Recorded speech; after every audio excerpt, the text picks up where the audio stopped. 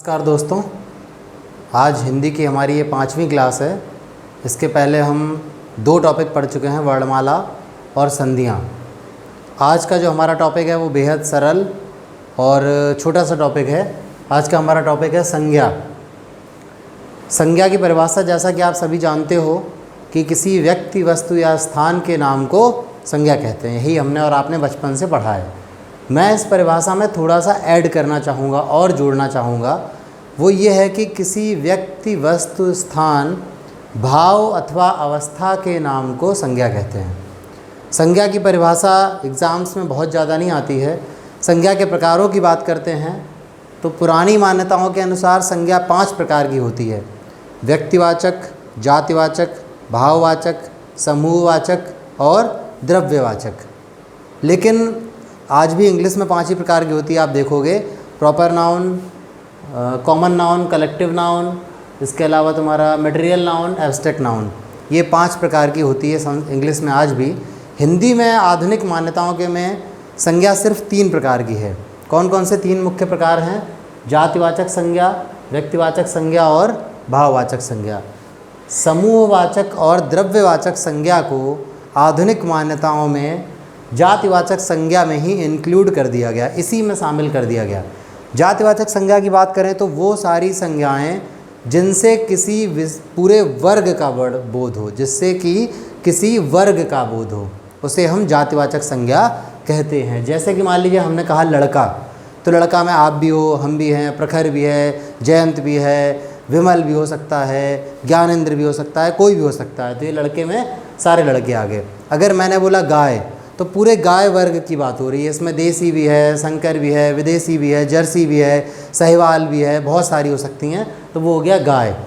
नदी, नदी जब हमने बोला तो उसमें गंगा भी है, यमुना भी है, मिसिसिपी भी हो सकती है, या किसी की नील नदी है मिस्र की, वो भी हो सकती है। बहुत सारी नदियाँ हो सकती हैं। अगर हमने किसी पहाड़ की बात की तो उसमें हिमालय भी हो सकता है, आल्प्स पर्वत भी हो सकता है, विंध्याचल भी हो सकता है, कोई भी पर्वत हो सकता है। पूरे वर्ग की बात हो रही है, जितने भी पहाड़ हैं। अगर मैंने शहर कहा तो कानपुर, दिल्ली, लखनऊ, मुंबई, चेन्नई, किसी भी शहर की बात हो सकती है। ये हो गया आपका जातिवाचक संज्ञा, जिससे पूरे वर्ग का बोध हो, जिस शब्द से पूरे के पूरे उसके वर्ग का बोध हो। जैसे लड़का से सभी लड़कों का बोध हो रहा है, गाय से सभी गायों का। इसी प्रकार इन शब्दों से पूरे के पूरे वर्ग का प्रतिनिधित्व हो रहा है। ये कहलाती है हमारी जातिवाचक संज्ञा। दूसरी होती है व्यक्तिवाचक संज्ञा। व्यक्तिवाचक संज्ञा की परिभाषा ये है कि यदि किसी विशेष व्यक्ति, वस्तु या स्थान का बोध हो तो उस शब्द को व्यक्तिवाचक संज्ञा कहते हैं। जिस शब्द से विशेष व्यक्ति, वस्तु, मतलब वो व्यक्ति, वस्तु या स्थान दुनिया में अपने प्रकार का इकलौता होगा या अपने गुणों के आधार पर केवल एक ही होगा।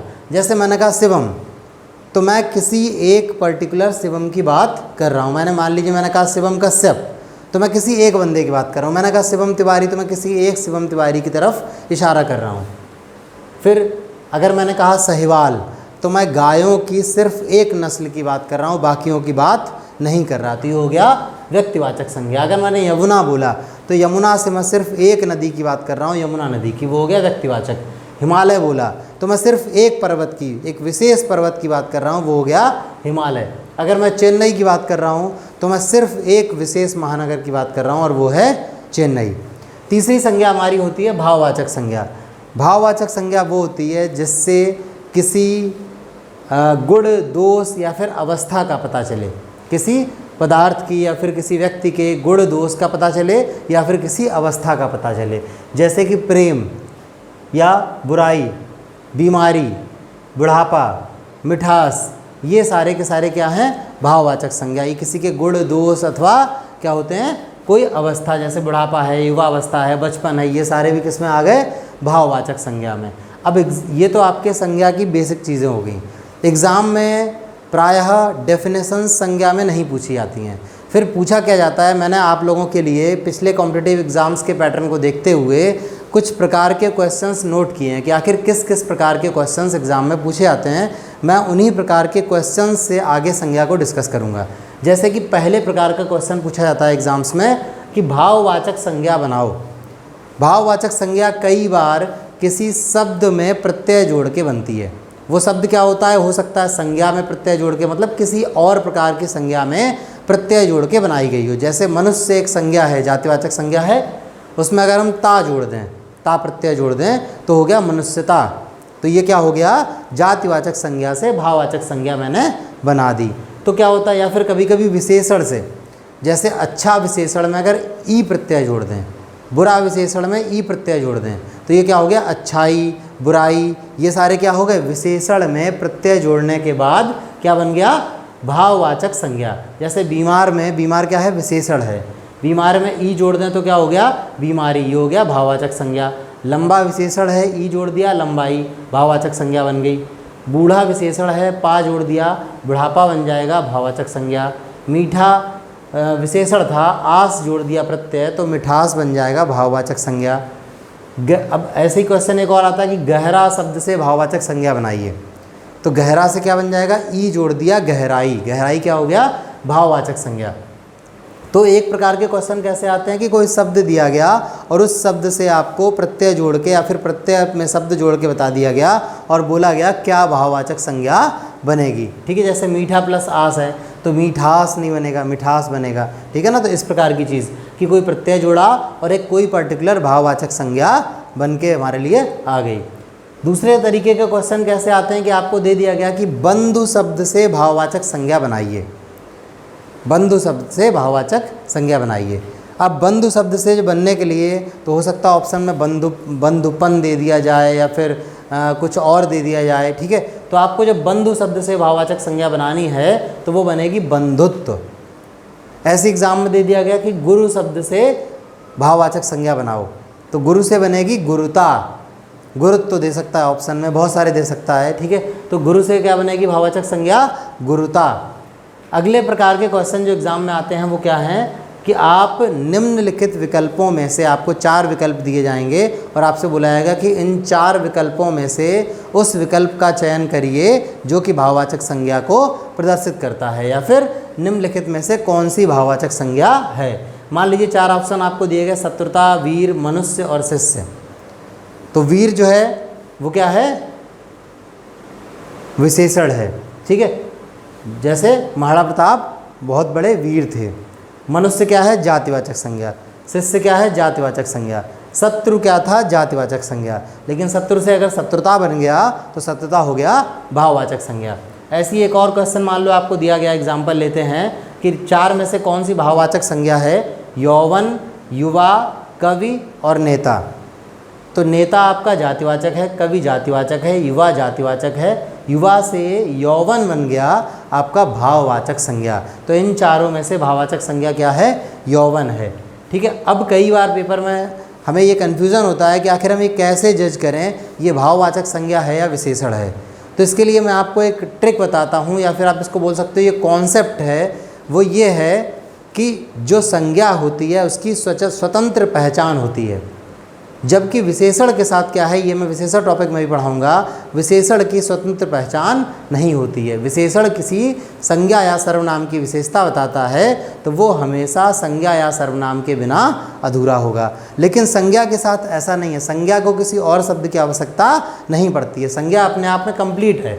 जैसे मान लो युवा है, तो युवा, अगर किसी और उदाहरण को लेते हैं, जैसे कि मान लो बीमार है, तो बीमार क्या है, विशेषण है, और बीमारी क्या है, भाववाचक संज्ञा है। ठीक है, तो क्या हो गया कि जब हम बीमार लाएंगे तो बीमार से हमारा इशारा किसी न किसी व्यक्ति की तरफ होगा। ठीक है, कि राजीव बहुत गंभीर बीमार रूप से बीमार है, या फिर बीमार की देखभाल करनी चाहिए, तो कहीं ना कहीं बीमार व्यक्तियों की देखभाल करनी चाहिए। तो बीमार शब्द जो विशेषण है, इसको अपना अर्थ पूर्ण करने के लिए किसी न किसी संज्ञा की आवश्यकता पड़ेगी। ठीक है, जैसे मीठा है तो क्या होगा, मीठा के साथ कुछ ना कुछ होगा ना, मीठा फल, मीठा आम। ठीक है, आजकल तो मीठा जहर। ठीक है, तो क्या होगा, मीठा के साथ कोई ना कोई संज्ञा आएगी, उसके बिना मीठा अपने आप में अस्तित्व इसका नहीं है, इसका अर्थ पूरा नहीं होगा। तो जो मीठा चूँकि विशेषण था इसलिए इसको कोई ना कोई संज्ञा की आवश्यकता पड़ेगी, जबकि मिठास जो है उसको किसी और संज्ञा की आवश्यकता नहीं है, वो अपने आप में कंप्लीट है। गहरा है तो गहरा के साथ क्या लगाओगे, गहरा गड्ढा, तो गड्ढा क्या हो गया, संज्ञा हो गई। गहरा क्या हो गया, विशेषण हो गया। मतलब गहरा कुछ ना कुछ होगा ना, गहरा ऐसे तो नहीं है बर्तन गहरा है या गड्ढा गहरा है, लेकिन जो गहराई शब्द से भाववाचक संज्ञा बनेगी वो अपने आप में कंप्लीट है, उसको किसी और संज्ञा की आवश्यकता नहीं है। जैसे मान लीजिए हम बातचीत में बोलते हैं कि उसको गहराई से डर लगता है, ठीक है, तो क्या हो गया, गहराई। या पानी में अधिक गहराई तक मत जाओ, तो गहराई अपने आप में स्वतंत्र है, गहराई के आगे पीछे कोई और विशेषण या फिर कोई और संज्ञा की आवश्यकता नहीं पड़ी है, लेकिन गहरा के साथ किसी न किसी संज्ञा की आवश्यकता पड़ेगी। ये पहचान है संज्ञा और भाववाचक संज्ञा और विशेषण में भेद करने की, कि आपको अगर इंडिपेंडेंट अर्थ निकल रहा है, स्वतंत्र अर्थ निकल रहा है, तो प्रॉबेबली वो भाववाचक संज्ञा होगी, और जिसको अपने सहारे के लिए किसी संज्ञा की आवश्यकता पड़ रही है वो हमारा अक्सर विशेषण होगा। अगले प्रकार के क्वेश्चन एग्जाम में कैसे आते हैं कि निम्नलिखित में से कौन सा जातिवाचक संज्ञा नहीं है। 4 ऑप्शन दिए गए आपको, जवान, बालक, सुंदर और स्त्री। जवान वर्ग पूरा प्रतिनिधित्व कर रहा है, बालक से पूरे वर्ग का प्रतिनिधित्व हो रहा है, स्त्री से भी पूरे वर्ग का प्रतिनिधित्व हो रहा है, लेकिन सुंदर शब्द जो है वो विशेषण है। सुंदर कोई ना कोई व्यक्ति होगा, सुंदर कोई ना कोई स्त्री होगी, सुंदर के साथ कोई ना कोई संज्ञा आएगी, ठीक है। तो ये सुंदर हमारा जो है वो जातिवाचक संज्ञा नहीं है, मैंने टिक किया हुआ है, ठीक है।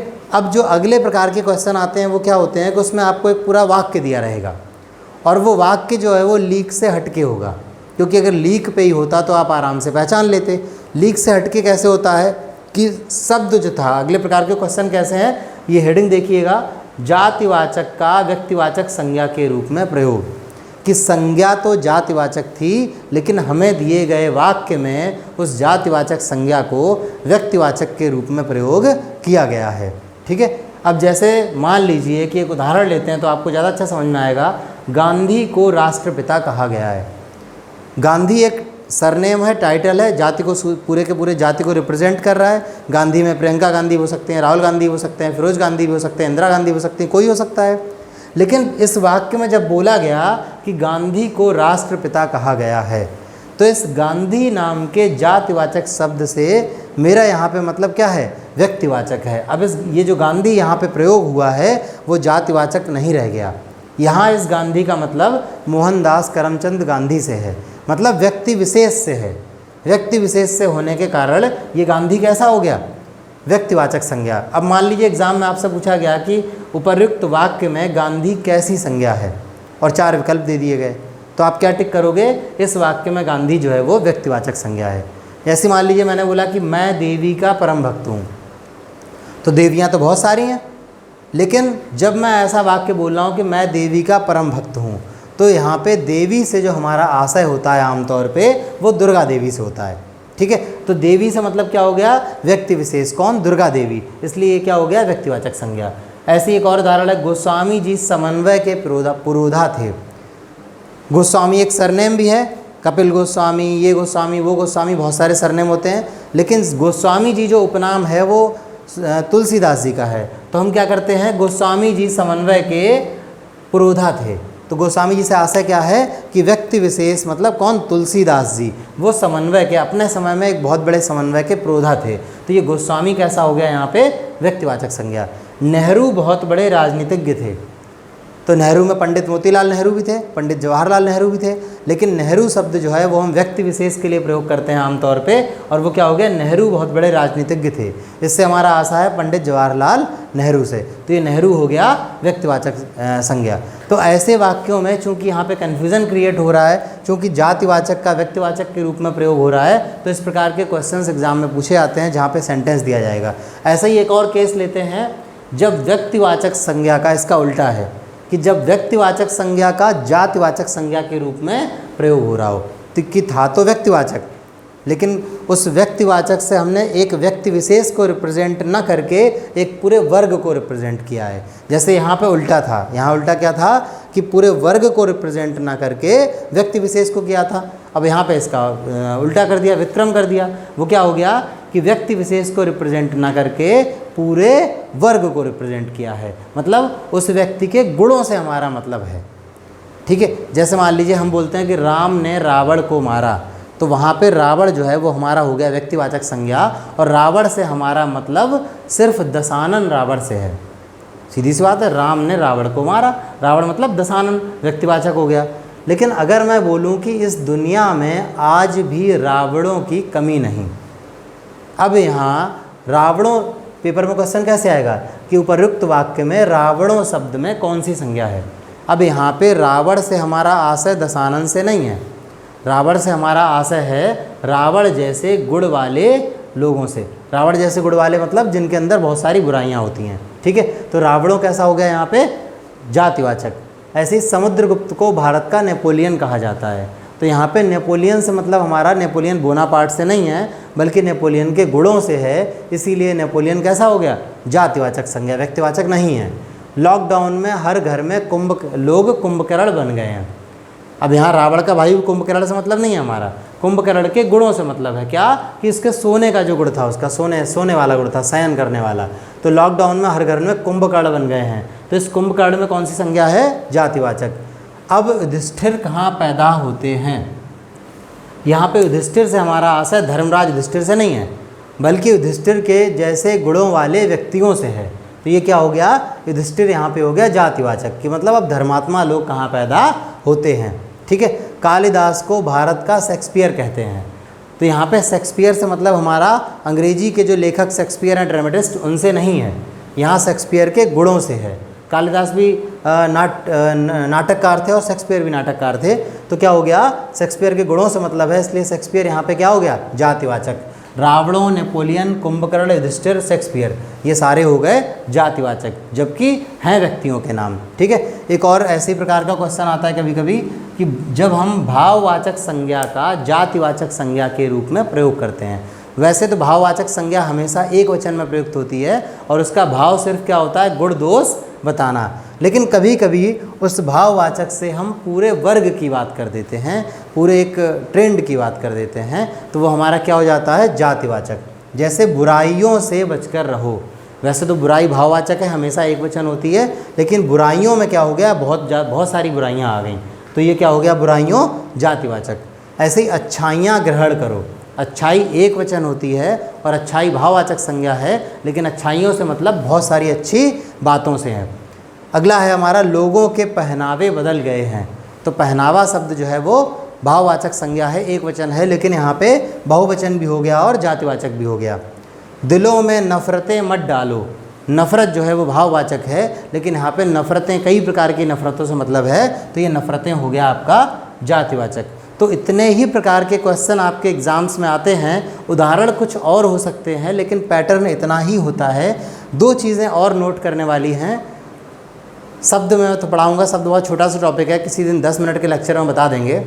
अविकारी और विकारी दो प्रकार के शब्द होते हैं। विकारी का मतलब जो लिंग वचन कारक के अनुसार बदलते हैं, संज्ञा जो हमारी होती है वो विकारी शब्द है। क्यों? क्योंकि लिंग वचन कारक के आधार पे संज्ञाओं में परिवर्तन होता है। तो ये हमारा पूरा टॉपिक था, संज्ञा टॉपिक, छोटा सा टॉपिक है, इंपॉर्टेंट है, 1 से 2 नंबर का क्वेश्चन एग्जाम में आता है।